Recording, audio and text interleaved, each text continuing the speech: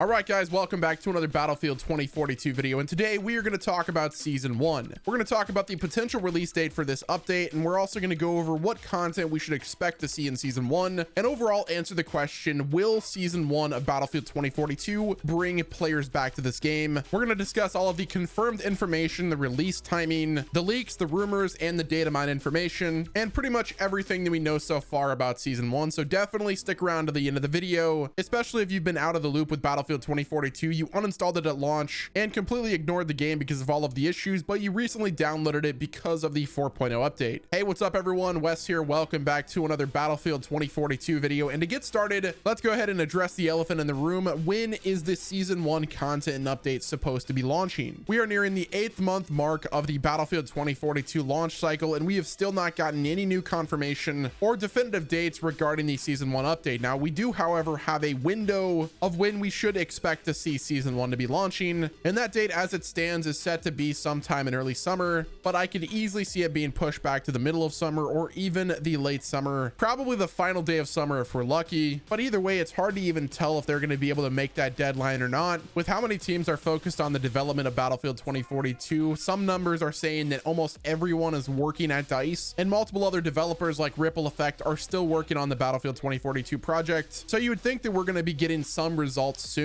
but it's just hard to determine. With how bad the launch and just how this game is so far, it does make sense that they kind of head down and grind to get things back on track to how it should have been at launch, making structural changes to the actual game and the development of the game, changing the entire philosophy behind the specialist system, and try to morph it back into how the traditional class system works. That is likely what's been taking most of the development time away. But to go 8 months without any new content is definitely a red flag. But what we do know is Season 1 is coming around the corner very quickly, and if all things go to plan, then we should have that update likely sometime in June. We've got the next big update to Battlefield 2042 this month, probably sometime within the next week or two. That is going to be the 5.0 update that should provide a bunch of quality of life changes, and then the following update should be Season 1. Now with that update, we should see a bunch of new content coming to the game from a brand new specialist that is probably going to be Liz, although we have seen a bunch of other data mine specialists that could be happening, like the specialist Hale, but for this one it is expected to be Liz. Now it is worth mentioning that we should be getting some news regarding specialists very soon, because according to the Battlefield blog, they said that the next core feedback will be focused on specialists. We're currently preparing a similar post for you as we've done for maps, and we're looking forward to getting that in front of you to open the discussion. Now, along with the new specialists, during the Season 1 content update, we are likely going to be seeing all of the new map changes that they have rumored in previous blog posts. For instance, Kaleidoscope in Season 1, according to earlygame.com, they said that rather than a new map, they will rework Kaleidoscope in Season 1. They're primarily focused on making the map better for Conquest and Breakthrough by repositioning the flags, as well as providing more cover throughout the middle of the map. The same thing goes for the map renewal. The goal is for them to update the maps to provide better intensity, give more pathways, better cover and line of sight,